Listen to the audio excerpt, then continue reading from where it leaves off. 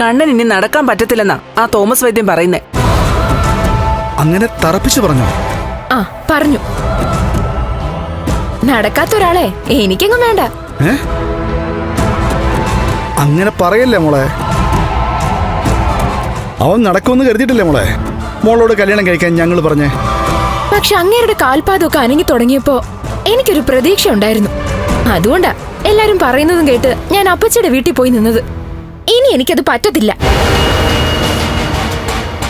ആരെന്ത് പറഞ്ഞാലും ശരി, എനിക്ക് എന്റെ ജീവിതമോ വലുത്. അങ്ങേരുടെ വീൽ ചെയറും തള്ളിക്കൊണ്ട് നടക്കാനല്ല ഞാൻ അങ്ങേരെ കല്യാണം കഴിക്കാന്ന് പറഞ്ഞത്. മോളെ മോള് എന്തിനാണ് വീൽ ചെയർ തള്ളുന്നേ? സ്വിച്ച് ഇടുമ്പോൾ ഓടുന്ന വീൽ ചെയർ അല്ല അവന്റെ കയ്യിലിരിക്കുന്നേ. പക്ഷെ സ്വിച്ച് ഇട്ട ജീവിതം ഓടത്തില്ലല്ലോ മുത്തശ്ശി.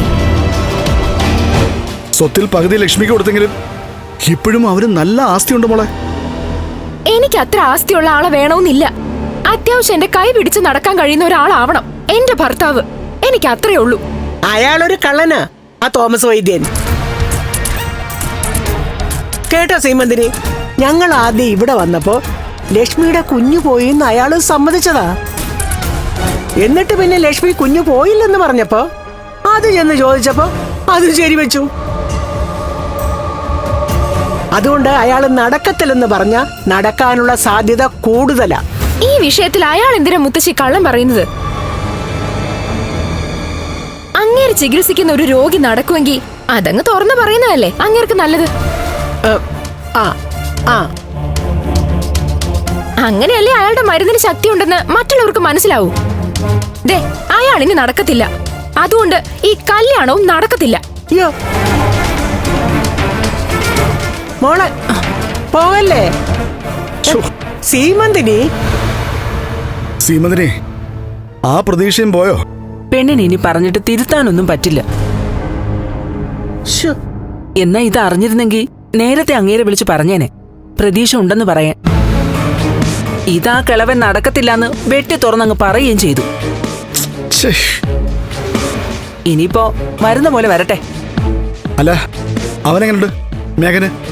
അവൻ അതേ അവസ്ഥയിൽ തന്നെ പ്രതാപ. ഇപ്പൊ പ്രതീക്ഷിച്ച കല്യാണം നടക്കാതായതോടെ ഞാനും ഏതാണ്ട് അതേ അവസ്ഥയിൽ തന്നെയാ. മിക്കവാറും അവനെ ഇങ്ങോട്ട് തന്നെ കൊണ്ടുവരേണ്ടി വരും.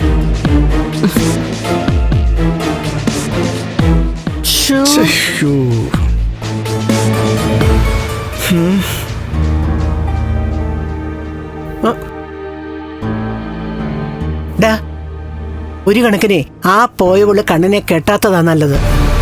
അതെന്താ അമ്മ അങ്ങനെ പറഞ്ഞേ? അവളുടെ അഹങ്കാരം കണ്ടില്ലേടാ. അങ്ങനെ ഒരുത്തി കണ്ണന്റെ ഭാര്യയായിട്ട് കമലേശ്വരത്തേക്ക് വന്നു കഴിഞ്ഞാലേ നമ്മുടെ കുഞ്ഞിനെ അവളെടുത്തങ്ങ് ഉടുക്കും.